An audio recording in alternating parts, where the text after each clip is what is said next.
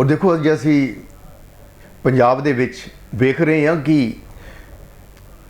अमरिंदर सिंह जी जोड़े chief minister ने पंजाब दे ते नवजोत सिंह सिद्धू जी जिन्हें आपसी कसमकस चल रही है 3-4 महीनों तो ਉਹਦੇ ਵਿੱਚ ਜਿਹੜੀ ਜਿੱਤ ਹੋਈ ਹੈਗੀ ਆ ਇਸ ਵੇਲੇ ਨਵਜੋਤ ਸਿੰਘ ਸਿੱਧੂ ਜੀ ਦੀ ਹੋਈ ਹੈ। ਉਹ ਦਿੱਲੀੋਂ ਹਾਈ ਕਮਾਨ ਤੋਂ ਪੰਜਾਬ ਦੇ ਪ੍ਰਧਾਨ ਬਣ ਕੇ ਜਾਨੀ ਕਿ ਇੱਥੇ ਪਹੁੰਚ ਚੁੱਕੇ ਨੇ। अपनी कार्रवाई उन्होंने जारी कर दी है। अमरिंदर सिंह जी कहते हैं भी ये जो किता मेरे नाल बड़ी बेइंसाफी की है, मेरी बेइज्जती की है, मेरे तो माफ़ी मंगे। केड़ी माफ़ी है, की बेइंसाफी है? 4.5 साल हो चले ने पंजाब दे विच लोकी काम काज है नहीं। पहले कहते सी अमरिंदर सिंह जी नौकरियां देवांगे, सिद्धू भी उस वेले नाल ही सीगा जिहड़े कहते सी नौकरियां देवांगे असीं पंजाब नूं, ये कर दांगे वो कर दांगा। सिद्धू साहब अमरिंदर जी 4.5 साल तो बीत गए ने। हुण आ थोड़ी लड़ाइयां नहीं मुक्कियां हैगियां, कहते मैं प्रधान बना दे, कहते मैं बना दो। लोग कहने कुर्सियां की लड़ाई लड़ते पे ने।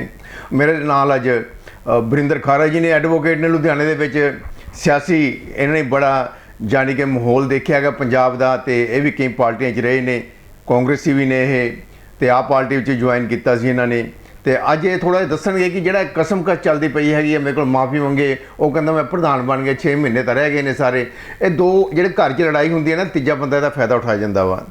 तो मैं बरिंदर खारा जी को यही सवाल करना, ये पूछना चाहना कि थोड़े ख्याल के ये लड़ाई है कितने पहुँचूगी, इसका की फायदा होगा पंजाब के लोगों को? बरिंदर जी। श्रीपाल जी, पहला तो मैं सब तो पहला तुहाडा बहुत एहसान मंनदा है कि तुसीं मैनूं सारिਆਂ ਦੇ रूबरू करा रहे हो कि जिथे तक तुसीं समझते हो भी सिद्धू साहब की जित हुई या कैप्टन साहब की हार हुई, यह जी कोई गल नहीं हुई। जिहड़ी जित हुई है ये हाई कमांड की हुई है। दोनों चों किसी की जित हार नहीं हुई, हाई कमांड की जित हुई है। दूसरे पासे गल यह है भी नो डाउट कोई शक नहीं है ये कि 2-3 महीने कशमकश चली। कैप्टन साहब ने बड़ा सिद्धू साहब नूं नीचे लाने की कोशिश की, बड़ा सिद्धू साहब नूं जीरो करने की कोशिश की, सिद्धू साहब नूं पार्टी चों कड्ढण की कोशिश की, सिद्धू साहब नूं चैलेंज किया कि अगर तेरे च दम है तो मेरे नाल तूं इलैक्शन लड़ के देख ला। ठीक है ना, ये सारियां गल्लां होईयां, सारे पंजाब नूं पता है की होया। और उस तो बाद सिद्धू साहब नूं पंजाब दा कांग्रेस का प्रधान बना था, जाखड़ साहब नूं ला दिता गया। पर इस जित फिर मैं कह रहा दोहरा रहा हैं कि जित हाई कमांड की हुई है। और कैप्टन साहब ने पूरा मुकाबला किया सिद्धू साहब का। और कैप्टन साहब नूं जिस तरह का भी जो कुछ भी होया सीन मेरे एक गल याद आ रही है, 2 लाइनां याद आ रही ने कि जीत और हार तो मुकद्दर की बात है, दिले नातबा मुकाबला खूब किया। कैप्टन साहब नाल भावें बहुत माड़ी हुई, पर फिर भी उन्होंने अपनी इस उम्र च भी मुकाबला बहुत किया। दूजे पासे की गल यह है कि तुसी कह रहे हो भी सिद्धू साहब माफ़ी मंगणगे कि नहीं मंगणगे, बिल्कुल नहीं मंगणगे। क्योंकि कारण यह हाई कमांड ने सिद्धू साहब नूं प्रेजिडेंट बनाया। और जिहड़ा यह सीन है ये मतलब हुण कांग्रेस गौरमेंट दे मतलब अज जुलाई महीना चल रहा है, 7-8 महीने रह गए ने, उस तो बाद इलैक्शन शुरू हो जानी है। ये जिहड़ा सीन है इलैक्शन का, ये होगा भी अगली बारी 22 दे विच सिद्धू साहब नूं कांग्रेस का मेन चेहरा बनाया जाऊगा और कैप्टन साहब नूं नहीं। और दूजे पासे गल ये भी है, जिथे तक मैं सियासत सोच रहा हैं या देख रहे हैं या मैं विजुलाइज कर रहा हैं कि कैप्टन साहब नूं हुण जीरो कर दिता जाऊगा और सिद्धू साहब नूं हीरो बनाया जाऊगा। और 2022 च सिद्धू साहब नूं मेन चेहरा बना के इलैक्शन लड़ी जाऊगी। बाकी माफ़ी मंगण की गल है, माफ़ी मंगण की गल तो इत्थे ही खत्म हो जाती है कि रूठ गए वो रूठ जाने दो, जरा सी बात बढ़ जाएगी मनाने से। कोई नहीं सिद्धू साहब माफ़ी मंगण जाणगे और ना ही हुण इस सिचुएशन च माफ़ी मंगनी चाहिए है। दूजी गल ये भी है भी हो सकता नहीं होगा भी कैबिनेट भी नवी बने और कैप्टन साहब नूं जीरो करके सीएमशिप तो लाया जाऊगा, जरूर लाया जाऊगा। ठीक है ना जी, यानी कि इस टन्योर दे विच यानी कि 3-4 महीने दे विच ही, हाँ जी, इसे टन्योर दे विच इसे 6-7 महीनों कैप्टन साहब नूं ला के सिद्धू साहब सीएम बनणगे, तुहाडे सामने होगा यह गल। क्योंकि उस तो बिना कोई गल बननी नहीं, उस तो बिना कुछ नहीं होना नहीं। जे सिद्धू साहब सीएम नहीं बनणगे फिर कुछ भी नहीं होना। दूजी गल यह है ਵੀ ਲੋਕ ਸਮਝਦੇ ਨੇ ਵੀ ਸਿੱਧੂ ਸਾਹਿਬ ਤੇ ਕੈਪਟਨ ਸਾਹਿਬ ਦੋਨੋਂ ਰਲ ਕੇ ਚੱਲਣਗੇ। ਜੇ ਸਿੱਧੂ ਸਾਹਿਬ ਤੇ ਕੈਪਟਨ ਸਾਹਿਬ 2022 ਚ ਰਲ ਕੇ ਚੱਲਣਗੇ ਤਾਂ ਫਿਰ ਵੀ ਰਿਜ਼ਲਟ ਕਾਂਗਰਸ ਪਾਰਟੀ ਦਾ ਜ਼ੀਰੋ ਰਹੂਗਾ।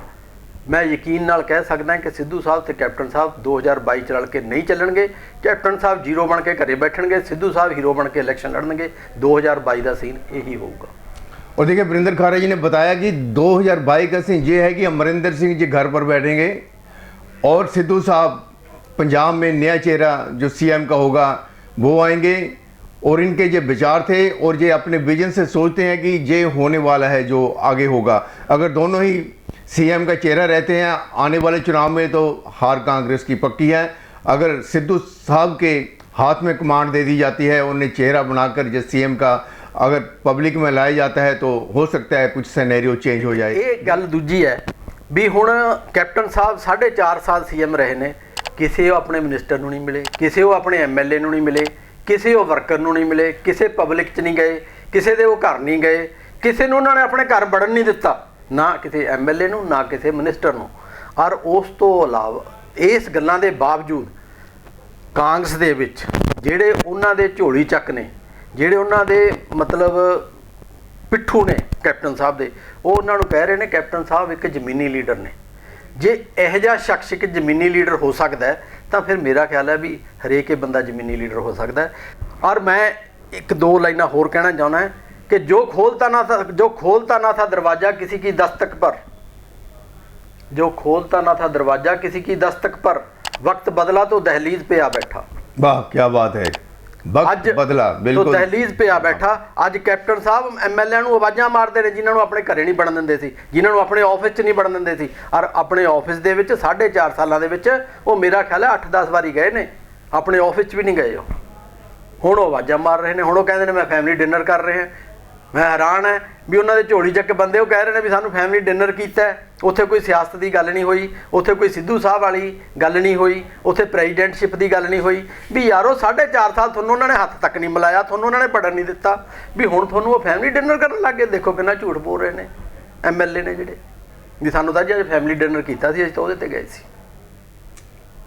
जानी कि सिनेरियो देखिए जो पंजाब का चल रहा है इस समय, और पंजाब का जो सिनेरियो चल रहा है तो ये आने वाला टाइम ही दसूगा कि सिद्धू साहब ते अमरिंदर सिंह ਜਿਹੜੇ ਕਿ ਪੰਜਾਬ ਦਾ ਚਿਹਰਾ ਸੀ ਇਹਦੇ 'ਚ ਆਉਣ ਵਾਲੇ ਟਾਈਮ ਵਿੱਚ ਕੀ ਹੁੰਦਾ ਵਾ।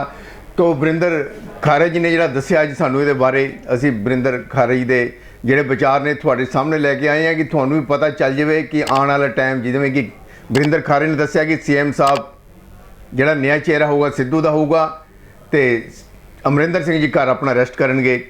ਤੇ ਜੇ ਦੋਵੇਂ ਚਿਹਰੇ ਸਾਹਮਣੇ ਆਉਂਦੇ ਹੈਗੇ ਤੇ ਲੋਕੀ ਫਿਰ ਕਿਸੇ ਨੂੰ ਨਹੀਂ ਵੋਟ ਪਾਣਗੇ, ਕਾਂਗਰਸ ਜਿਹੜੀ ਹੈ ਬਿਲਕੁਲ ਹੀ ਖਤਮ ਹੋ ਜਾਊਗੀ। ਧੰਨਵਾਦ ਵਰਿੰਦਰ ਖਾਰਾ ਜੀ। ਥੈਂਕ ਯੂ ਜੀ, ਥੈਂਕ ਯੂ ਵੈਰੀ ਮਚ।